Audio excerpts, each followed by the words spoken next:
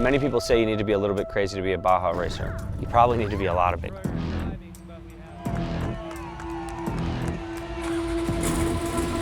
Everybody does different things, right? To me, getting in a race car feels natural. It's not something that I get nervous about. It's not something that I worry about. If you ask me, putting a wingsuit on and jumping out of a perfectly good airplane is insane. Getting in a race car feels like putting on shoes in the morning. Everybody's different though. You know, the guy who's jumping out of an airplane in a wingsuit probably looks at this truck and says, what are you doing going through the desert at 100+ miles an hour?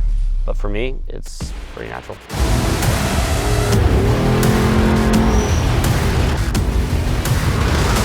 Left up, left short, right short.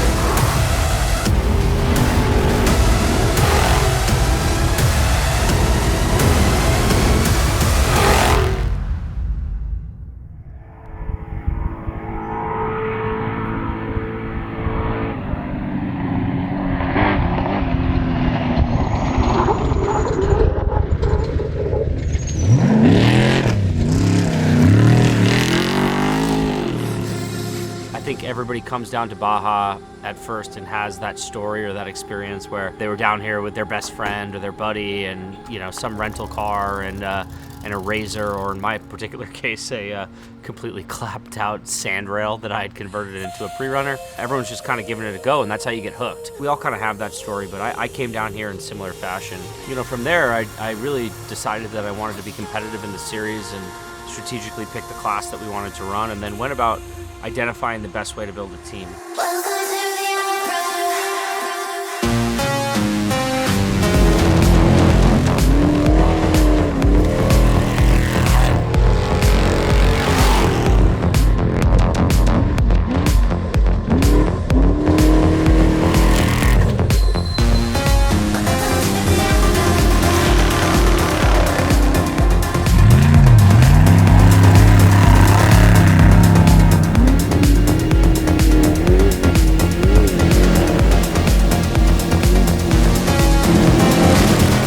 Distance is tough at the 500. Most of the race, it's fairly far out and back. It's a logistical challenge. You know, some guys we have staying in San Felipe, some guys we have staying back here in Ensenada. You know, it's a different plan every day. We obviously come into the pre-run with a set plan. We know the miles we want to do every day, but things break, things run slower, we get slow starts, and the plan kind of shifts and morphs over the course of the entire pre-run, and people need to be adaptable to those situations. And one of the testaments to this team and to the guys who are out working here is that they're always ready for change.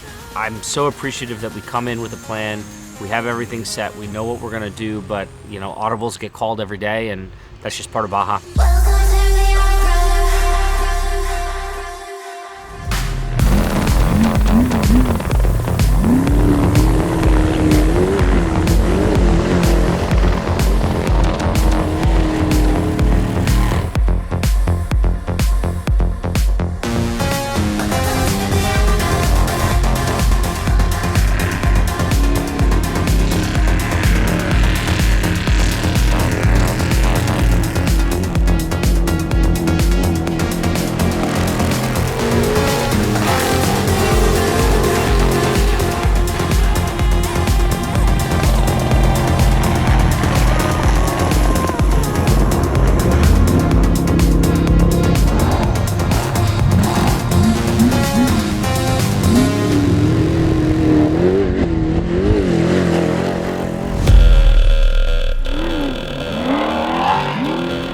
It's a common misconception that everyone just has to be this crazy driver to go down and race Baja.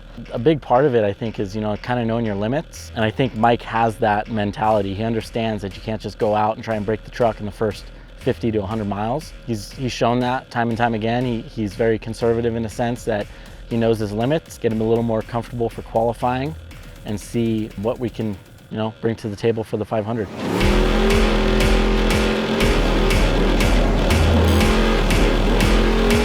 Straight over line.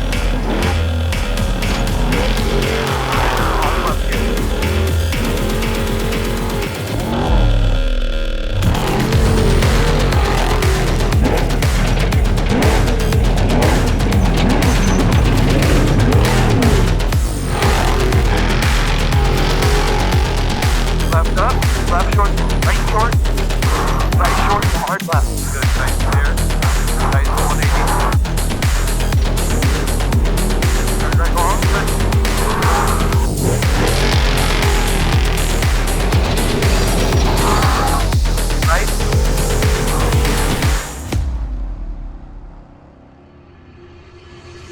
lot of our crew is all volunteers. They'll fly down a day or two before the race. That way we can have a little bit of pit practice at the house that we're staying at, get everybody on the same page, make sure everybody knows their roles and is comfortable with their roles of what they'll be doing on race day. They're out here for the memories and for the experience, because it is truly an experience to come out here, and there's no good way to describe it until you do it. It takes a unique breed to do it because it is a lot of work, and the camaraderie that you get with the guys, it's just unrivalable.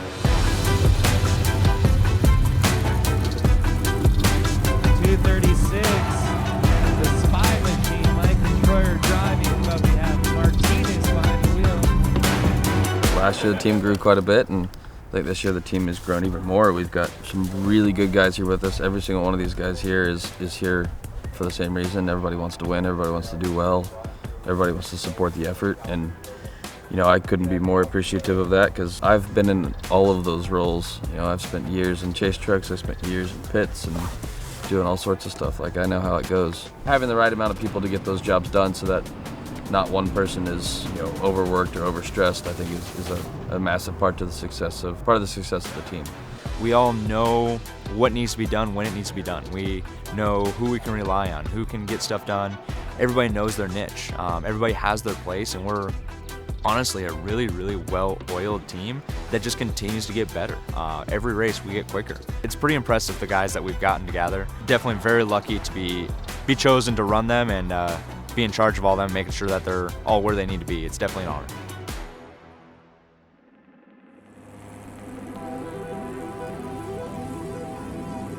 Won a few races in my past life as a road racer, and I know the feeling, and it's never enough, right? That's just kind of how racing goes. Like anything else out there, it's an addiction. It remains to be seen, but you know, as I've kind of said through the process, is I'm all about building the team, winning a championship. What comes after that, we'll see.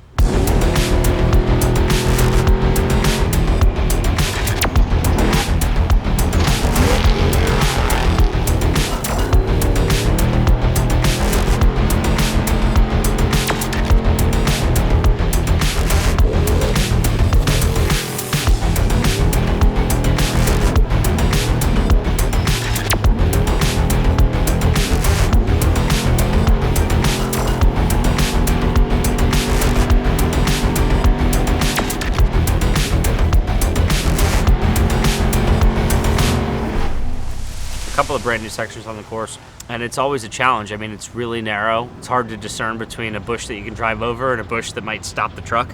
Not much you can do. At the end of the day, you got to run the thing. You know, we'll start where we start. We'll run it as consistently as possible. We have really good notes. We've been through the course multiple times, and you know, we're going to do our best to get around any of the situations that are there. You don't want to be too aggressive on the start. Obviously, that's where things go wrong, but you got to start making some moves in the first part of the race. Once you get to the summit, you don't want to be behind anybody that's going to cause a bottleneck up over the summits. Really follow the leader. And then once we drop down into the wash there and into the desert, there's some more mix-up, and there's definitely some opportunity for some racing. So there's really some strategic places within the race course itself where you got to charge hard. I think in the summit section and in Mike's, you just kind of have to be patient, not charge too hard, but not be so slow that you can't be there to fight after you get off those sections.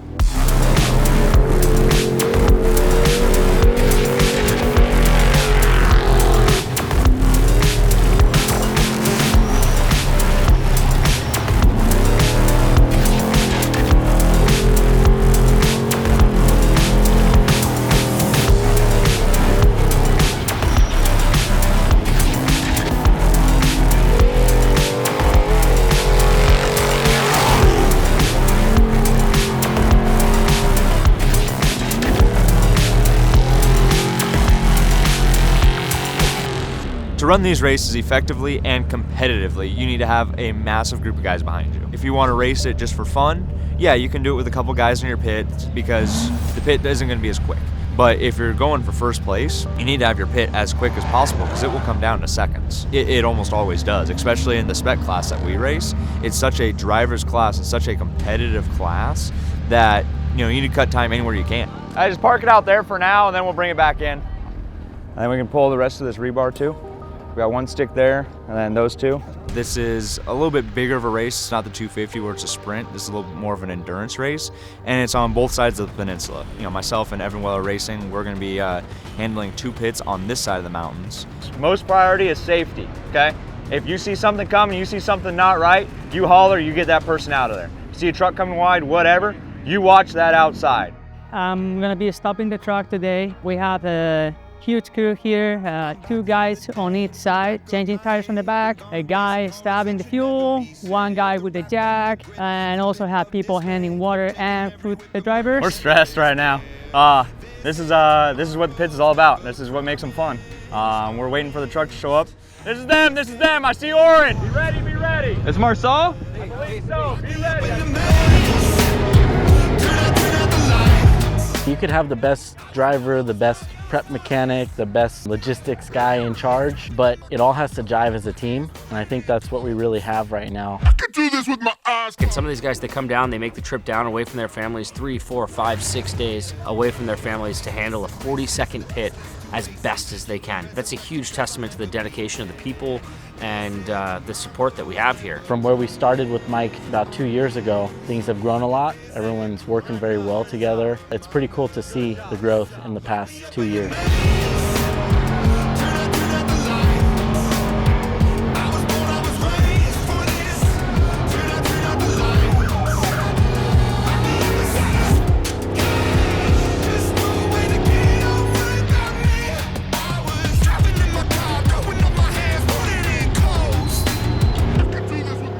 Right now we're at the road crossing at race mile 240.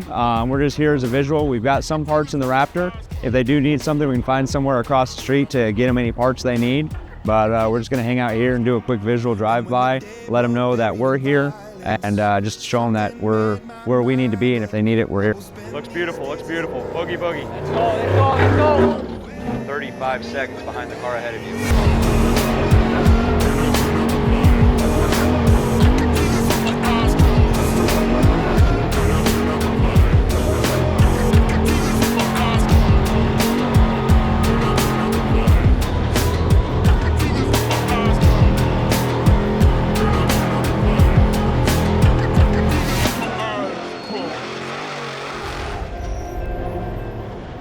We're gonna dip in right behind you guys. We see you. We're on your right. You guys are doing awesome. Doing awesome. I'm gonna leave it at that. You guys are doing awesome. All right, boys, we'll see you in Mike's. Have fun. Adios, amigos. The race is sort of broken down into 3 individual components. You have mile 0 to the summit to the highway, and then after Mike's, right? And there's really 2 components there where you're not doing a whole lot. Up over the summit and up around Mike's is really just survival mode. All the passing and the racing, I think, is gonna happen in between those 2 places. So, you know, as far as strategy goes for the 500 for us, you gotta start making some moves.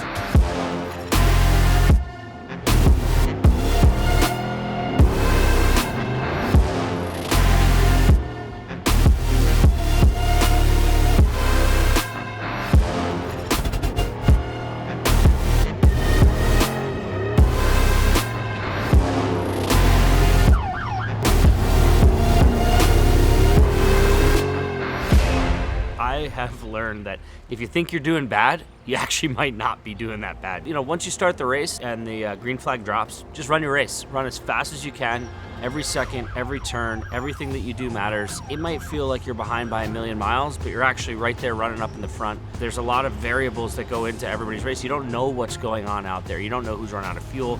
You don't know who's broken down. Anything can happen at the end of the day. So it's important to keep on charging as hard as you can. You gotta run your race. I don't know anything about winning races. I haven't done it down here yet, but I am like Mr. Consistent. At the end of the day, that's what I'm all about. I'm a championship guy at the end of the day. That's what I believe in. Of course, I want to win races. I want to go out there and run as fast as I can, but to me, the long game is the important one.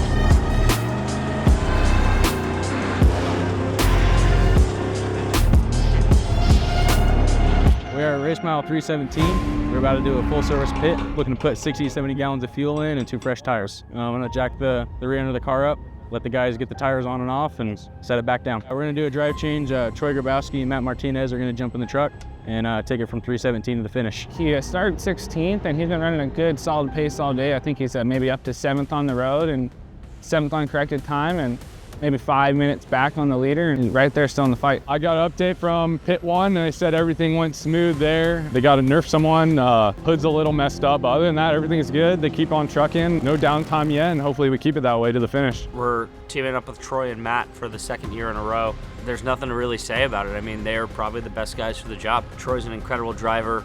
Matt actually preps this truck back at the shop, knows in and out, and between the two of them, for them to bring in the last 140 miles is the right choice.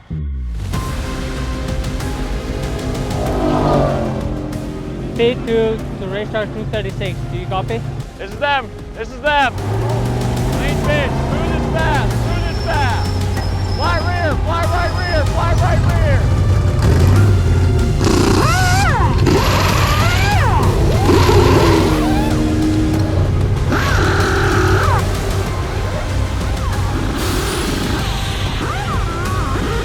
Everybody back. Go, go, go, go. You know, you set out to do a task, you complete that task successfully, and then you kind of get to sit back and watch everything that's been accomplished. I tend to stress about, I don't want to put a wheel wrong, I don't want to let the guys down, and once I've kind of done my part and gotten out, I tend to be more relieved than anything.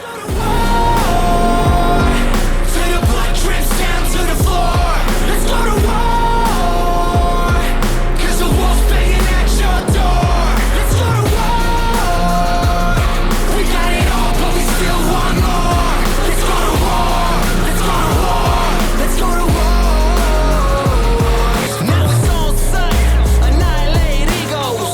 Crack 'em backwards like a violate POs. The catalyst. Check out. Back a bitch. No peace for the pacifist. Eat with the rulers. Drips down to the floor.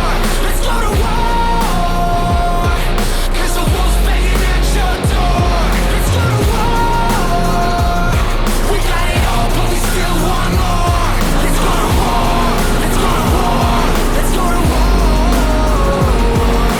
Till the blood drips down to the floor. Let's go to war, 'cause the wolf's banging at your door. Let's go to war.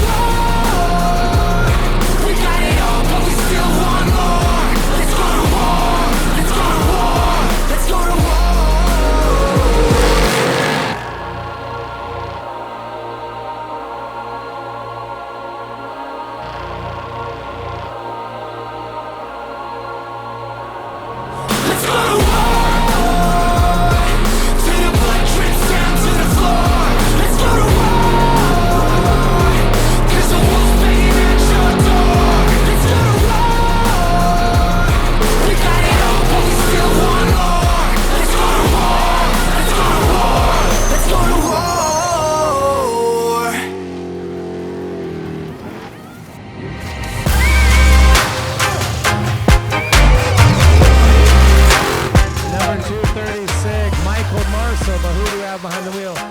Troy Grabowski. Sounds like you might be sitting in that. It's awesome to be down here at the finish line of the Baja 500. We had a long week down here pre-running.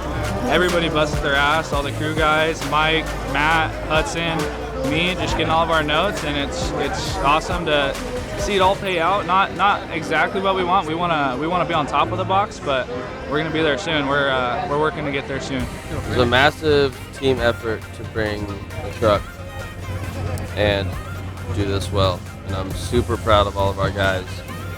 It's a big effort, and yeah, I'm stoked.